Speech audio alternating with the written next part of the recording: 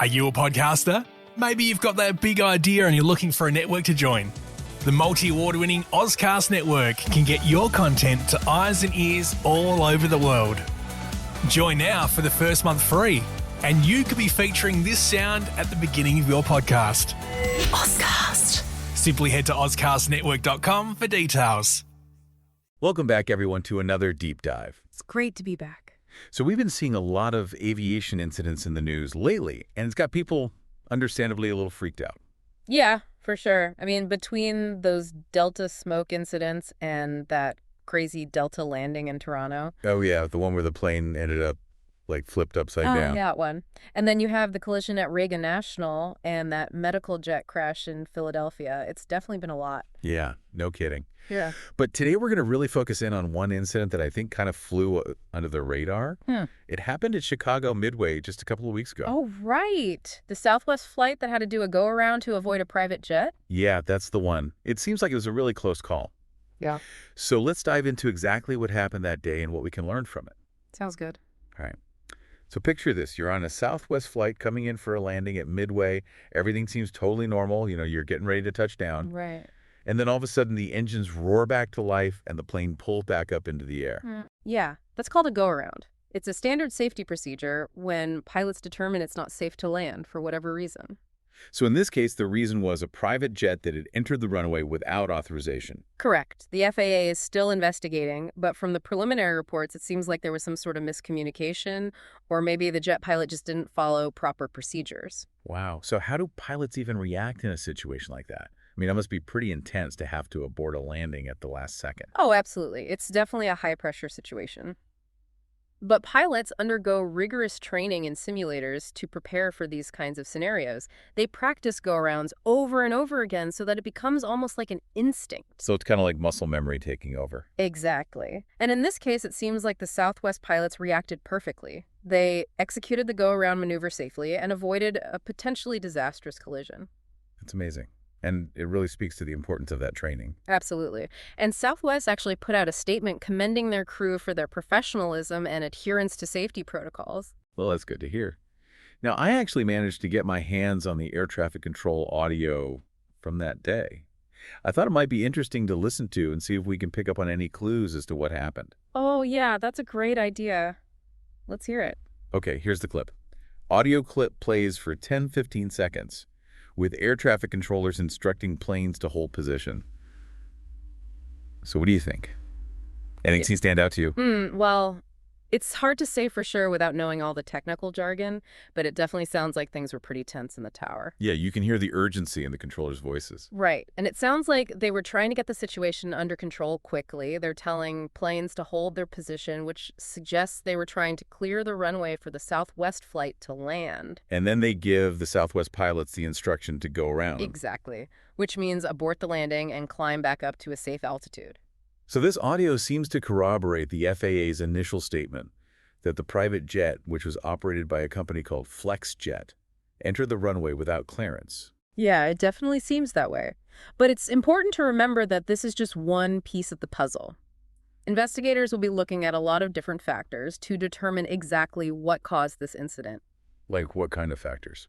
Well, for starters, they'll be looking into whether there were any communication breakdowns between air traffic control and the pilots of both aircraft. Right. Was there a misunderstanding about the instructions or maybe a missed radio call? Exactly.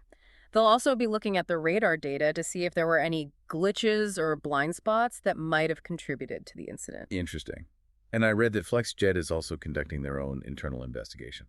Yeah, they are, which is standard procedure in these kinds of situations. They'll be looking into things like pilot training and experience, as well as any potential mechanical issues with the aircraft. Right, so it's not just about blaming the pilot. There could be a lot of other factors at play. Exactly. Runway incursions are rarely caused by a single isolated error.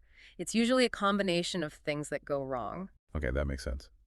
So this incident at Midway, it's just one of several that have put aviation safety in the spotlight recently. I mean, we've seen those Delta incidents with smoke in the cabin, and then that Delta flight in Toronto that landed well upside down. Yeah, it's understandable why people might be feeling a little anxious about flying these days. Yeah, for sure. And while thankfully there haven't been any major crashes recently, those two Medical transport plane crashes, one in Nevada and the other in North Carolina, they're tragic reminders that aviation safety is something we can never take for granted. Absolutely. Even with all the advancements in technology and safety protocols, accidents can still happen. Yeah. And it's important to remember that every incident, whether it's a near collision or a fatal crash, provides an opportunity to learn and improve. That's right. The investigations into these incidents will help us identify any potential weaknesses in the system and hopefully prevent similar events from happening in the future. So with all these incidents happening, what can passengers do if they're feeling nervous about flying? Well, one thing you can do is talk to the flight crew. They are trained to address passenger concerns and provide reassurance. Right. So don't be afraid to ask questions or express your worries. Exactly. And deep breathing exercises can also help calm nerves. Yeah, that's a good tip. Oh. And it's also important to remember that statistically flying is still one of the safest ways to travel. Absolutely. The odds of being involved in a plane crash are incredibly low. It's kind of like that pilot in the TikTok video said, right? You mean the one who said, "My job is to get you there safely"? Yeah, exactly. That's reassuring to hear. And it's true. Pilots take their responsibility for passenger safety very seriously. Absolutely. And while human pilots are still at the forefront, technology is playing an increasingly important role in aviation safety. Oh, for sure. There's a lot of innovation happening in this space with things like advanced autopilot systems and collision avoidance technology. Which brings me to a final thought. Hmm. What if technology could eventually prevent incidents like the one at Midway from happening at all? That's an interesting question. It's certainly a possibility as technology continues to advance. Yeah, maybe someday we'll have a system that can predict and prevent these kinds of near collisions before they even happen. That would be amazing. Yeah, But even with the best technology in the world, human factors will always play a role in aviation. true. There's no substitute for the experience and judgment of a skilled pilot. Exactly. So it's all about finding the right balance between human expertise and automation. Well, that's a conversation for another day. Yeah.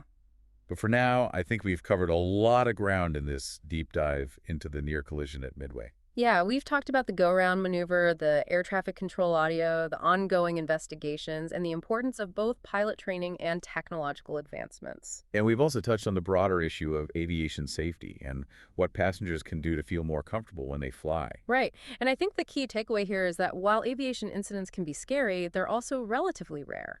And the industry is constantly working to improve safety and prevent these events from happening. Absolutely. So thanks for joining us on this deep dive into the world of aviation safety. It's been a pleasure. And for all of you listening out there, we encourage you to keep exploring these issues. What new aviation safety technologies are on the horizon? And how can we find the right balance between human piloting and automation? It's a complex and evolving conversation, and one that we all have a stake in. Definitely. So thanks again for listening, and we'll see you next time for another deep dive. See you then. Are you a podcaster?